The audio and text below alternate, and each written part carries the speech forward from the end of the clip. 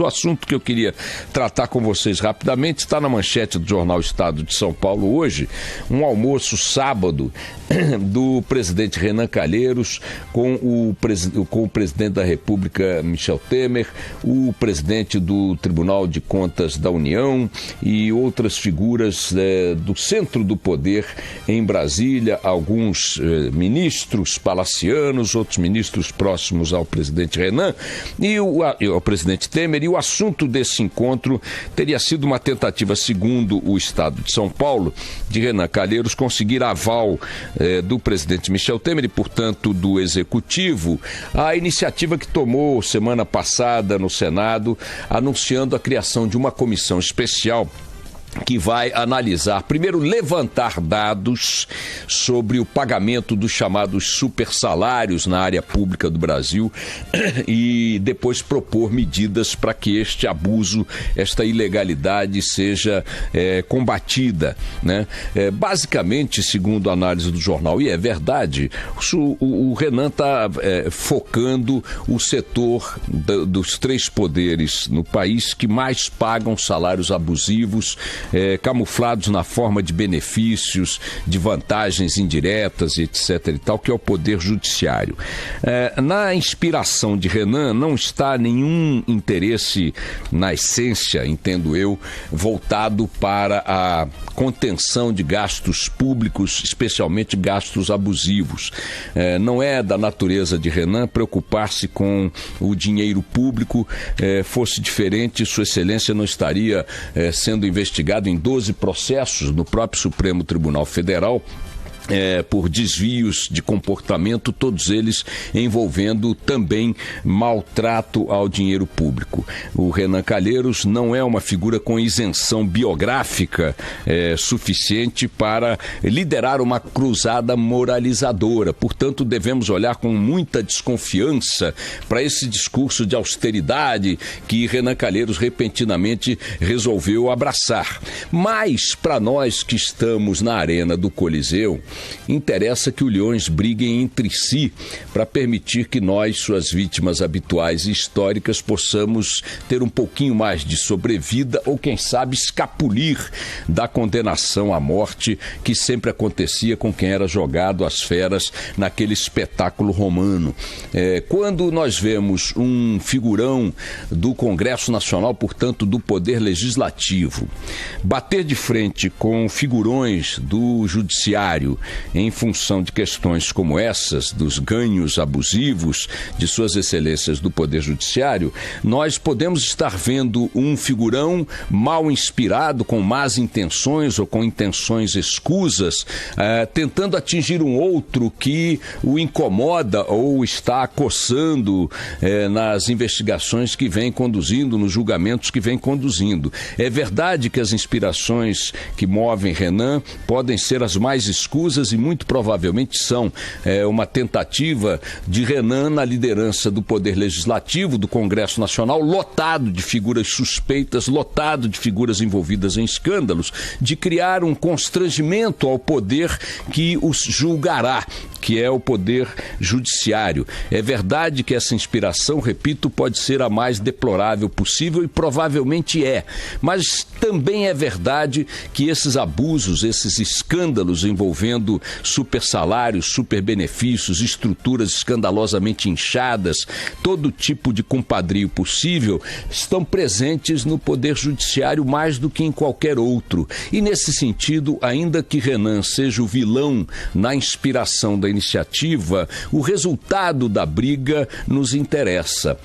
De um lado, é bom que o Supremo perceba, como líder maior do Poder Judiciário, que o setor que ele lidera é um setor eivado de irregularidades e de comportamentos absurdos no trato do dinheiro público, e de outro, é bom que o Congresso Nacional atue para tornar isso cada vez mais público e, quem sabe, criar formas de evitar que essas coisas se repitam. Vejam, está se falando de controlar ou de acabar com gastos que, por exemplo, no Tribunal de Justiça do Rio Grande do Sul impediram impediriam que alguns magistrados chegassem a receber, segundo li nos jornais, R$200 mil num único mês no seu olerite, no seu contra-cheque. Eu estava lendo aqui um artigo de Marco Antônio Villa, publicado no site do Globo, de 2015, no qual ele faz uma pequena radiografia dos gastos do Superior Tribunal de Justiça, o STJ, mostrando, por exemplo, que o STJ tem à disposição de seus 33 ministros, nada menos que 120 motoristas, 54 copeiros, 32 assessoristas, um para cada ministro praticamente, tem 146 veículos oficiais,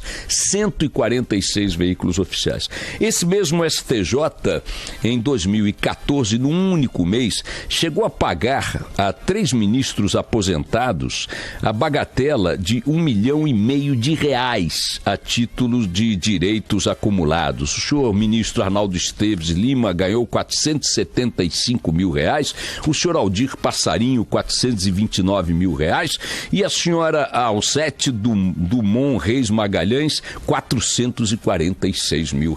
Ora, é evidente que em nenhum país do mundo, nenhum judiciário concede a quantidade de benefícios a ministros, a juízes, a desembargadores e a servidores do judiciário compatível com o que se paga aqui. O judiciário brasileiro é o mais caro do mundo, disparado. As médias salariais são as mais escandalosas de todas, sem sombra de dúvida. Há escândalos semelhantes, há escândalos também no poder legislativo, sem sombra de dúvidas. Se forem procurar, e certamente haveremos um dia de encontrar, no poder legislativo encontraremos barbaridades do gênero. No poder executivo um pouco menos, mas o fato objetivo é que o Estado brasileiro e o Ministério Público, aliás, é bom não esquecer, também está lotado de privilégios, Pagam auxílio moradia, auxílio alimentação, auxílio transporte, auxílio correspondência, auxílio deslocamento, auxílio envelhecimento, auxílio juventude, pagam de tudo, auxílio saúde, uma despesa assombrosa que não é compatível com um Estado, primeiro, com um Estado quebrado como é o Estado brasileiro. Segundo, com um Estado que arrecada o volume de grana que o Estado brasileiro arrecada através dos impostos para entregar a qualidade de serviço que entrega. O próprio judiciário é um dos mais morosos do planeta. Os processos não andam. As rotinas não acontecem, os juízes reclamam o tempo todo de sobrecarga de trabalho e, num certo sentido, talvez tenham razão. A sociedade brasileira é toda judicializada, mas a solução para isso não é encher o bolso de suas excelências de dinheiro indevido. Os servidores do judiciário que vivem em greve, vivem reclamando da vida, vivem se apresentando como sofredores, como abnegados. Os privilégios desse setor são assombrosos na área de pessoal. Repete-se esse tipo de situação na área do legislativo. Então, nesse sentido, aqui da arquibancada, repito, ou melhor, da arena do Coliseu, né, quase nu, esperando o leão que vai me devorar, eu gosto quando eles brigam entre eles, porque algo a meu favor resultará, no mínimo, ferimentos a ambos. E tempo para que eu possa respirar um pouco e, quem sabe, fugir da cena. Então, embora a inspiração de Renan Calheiros não me leve a nenhum tipo de confiança, absolutamente, eu sei exatamente quem é Renan Calheiros, não vejo como uma iniciativa ruim.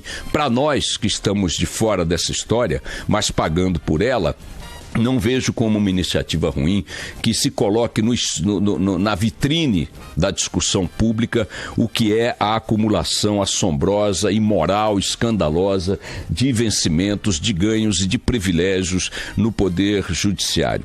Que isso não iniba os senhores juízes a agirem com o rigor que tem que agir nos tribunais onde estão esses parlamentares sendo julgados, para levá-los às barras dos tribunais, de fato, fato e, finalmente, as punições que merecem pelos muitos escândalos que cometem. Mas não se pode, de maneira nenhuma, achar negativa uma investigação feita pelo Congresso Nacional que pretenda reduzir privilégios dos salários acumulados em toda a estrutura dos três poderes da República, principalmente aquele que acumula mais privilégios, que é exatamente o Poder Judiciário. Em última análise, se um vilão ataca a vilania de outro, nós que somos os cidadãos pacatos da cidade do Velho Oeste americano, temos que comemorar. No mínimo, um dos dois, ou quem sabe ambos, sairão ou sairá fragilizado dessa história no que diz respeito a esse assunto. E ele, de fato, nos interessa. Tomara que disso aí possa resultar, pelo menos, um grau de conhecimento público maior, um grau de transparência maior em relação às barbaridades que todos cometem em relação a dinheiro no setor público, no legislativo, no judiciário e no executivo. Vamos ver o que vai dar, minha gente. Toca o barco.